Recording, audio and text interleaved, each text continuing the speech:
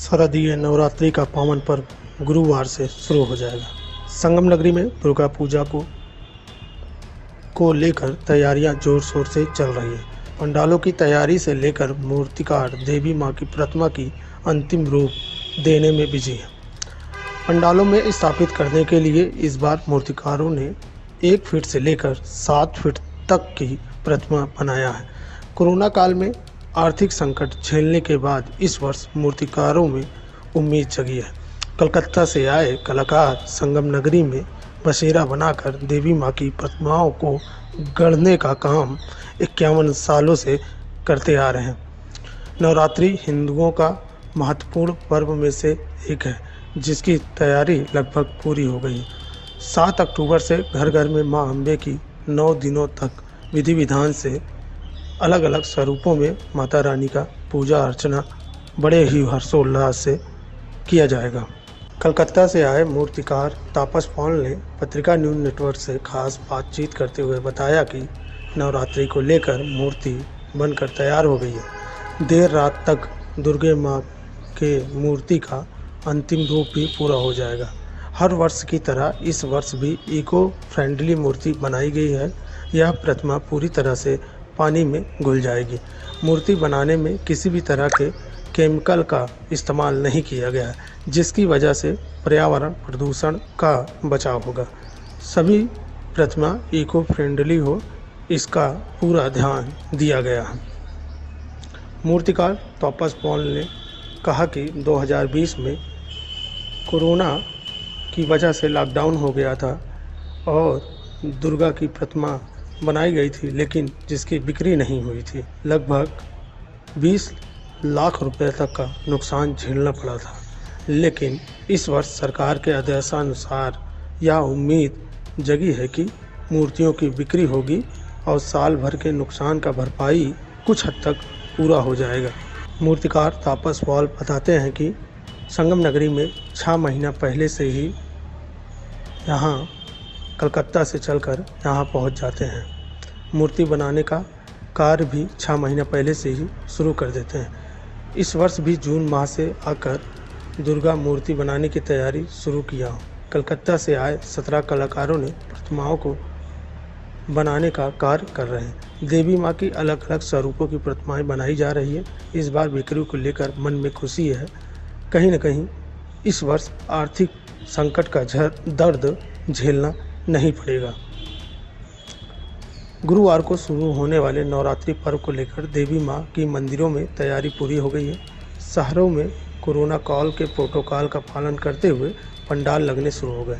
शहर के लोगों में नवरात्रि पर्व को लेकर उत्साह देखने को मिल रहा है।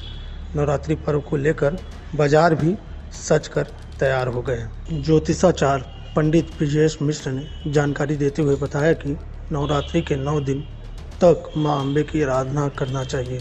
पूरे 9 दिन सात्विक भोजन करना चाहिए और इस दिन मांस, मछली, लहसुन, प्याज और शराब का सेवन करने से बचना चाहिए। इसके साथ ही जिस घर में मां अम्बे की अखंड ज्योति जलाई जाती है, उस घर को वीरान न छोड़ें। जो भी लोग नवरात्रि पर्व में पूरे 9 दिन व्रत रहते हैं, वह 9 दिनों तक बाल, दाढ़ी और मूँछों में कैंची न लगवाएं। इन नियमों के पालन करने से देवी माँ की महिमा बरसती है। इसके साथ ही सच्चे मन से पूजा अर्चना करने से भक्तों की मनोकामना देवी माँ पूरी करती है। हम लोग मई जून से मूर्ति बना रहे हैं। हम लोग कलकत्ता का रहने वाले हैं। यहाँ 4-5 महीना यहाँ काम करने के लिए आता है। पूरा कारीगर भी आता है। लेकिन ये बात है, कौन सी साइज की मूर्ति बनाए हैं? मूर्ति हमारा 2 feet, 2.5 feet, 3 feet, 5 feet, 6 feet तक का है।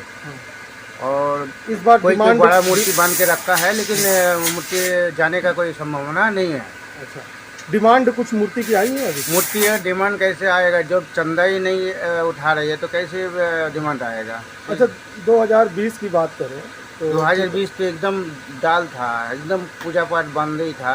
छोटी छोटी मूर्ति लेके गया था, घर के लिए है। कमेटी का तो पूजा अलाउ नहीं था।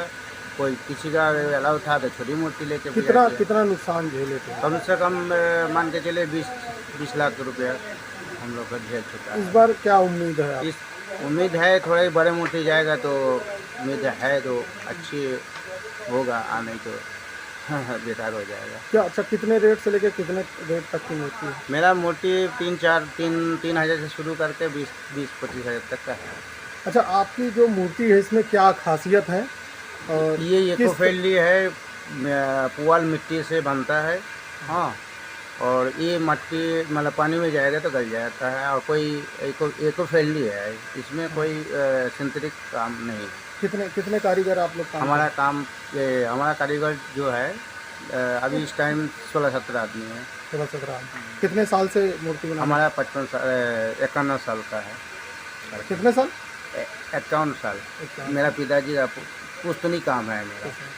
महालया की समाप्ति के तुरंत बाद अश्विन शुक्ल पक्ष की प्रतिपदा से नवरात्रि यानी नवरात्रियों का एक जो समाहार है वह हमारी देवी आराधना के लिए, उनके 9 रूपों में उनकी आराधना के लिए प्रशस्त है। प्रथम दिन एक अच्छे स्थिर मुहूर्त में, जो इस बार 6:17 से लेकर के 7:17 तक औसतन पड़ रहा है, हर जिले का थोड़ा सा 2-4 मिनट इधर उधर अंतर आता है, उसकी संगणना हमारे ज्योतिषियों से करा ली जाती है, परंतु यह 1 घंटे का जो समय है वो घट स्थापना के लिए, देवी आवाहन के लिए एक प्रशस्त समय है। घट में पूरे ब्रह्मांड, सारे देवी देवता, सारे तीर्थ, वरुण आदि का आवाहन करके उनको एक अच्छे ढंग से अपने घर में, अपने ईशान कोण में रख करके, अपने मंदिर में रख करके, देव पूजा स्थल पर रख करके, उसके नीचे जव आदि मृत्तिका रख करके उनका विधिवत मंत्रोपचार के बाद, षोडशोपचार के बाद स्थापना करते हैं। इसे घट स्थापन कहा जाता है। उसके पश्चात हम 9 दिनों का व्रत रखते हैं। इस वर्ष 7 अक्टूबर से जो नवरात्रि प्रारंभ हो रही है, उसका जो अंतिम दिन है वो 14 तारीख को हो रहा है, यानी ये 8 दिन ही नवरात्रि का जो अवसर इस बार मिल रहा है। एक तिथि की क्षय हो रही है, इसलिए जो हमारी नवमी होगी वो 14 तारीख को ही पड़ेगी, और 15 तारीख को दशहरा होगा। कुछ लोग दशहरा के पहले ही पारण कर लेते हैं और कुछ लोग दशहरे में पारण करते हैं, वो अपने अलग अलग लोगों के विचार और विवाद का विषय है। देवी के 9 रूपों में उनका जो प्राकट्य होता है, उनकी आराधना करने से हमें तरह तरह के फल मिलते हैं। हम ज्योतिषी बहुत से ग्रह दोषों को इस बीच में उसका निवारण कर लेते हैं। कभी कभी कहा गया है कुष्मांडा रूप में हम पूजन करते हैं, या हम कन्या के लिए, उसके विवाह के लिए जो हम देवी का एक स्वरूप है, मंत्रों की साधना करते हैं। सिद्धिदात्री की अलग पूजा करते हैं।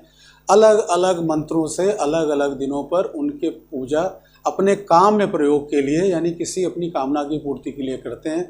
सप्तशती का पाठ बहुत से लोग पूरे दिनों में करते हैं। कुछ लोग उसके कुछ खंडों का पाठ करते हैं, जैसे सिद्ध कुंजिका स्तोत्र का पाठ केवल कर लिया, या एक दिन में एक अध्याय का पाठ कर लिया, या कभी कभी कुछ अध्यायों का पुरस्चरण कर लिया जाता है। अंतिम दिन अष्टमी के पश्चात कुछ लोग अष्टमी में ख़त्म करते हैं, बहुत से लोग नवमी में ख़त्म करते हैं। सप्तमी या अष्टमी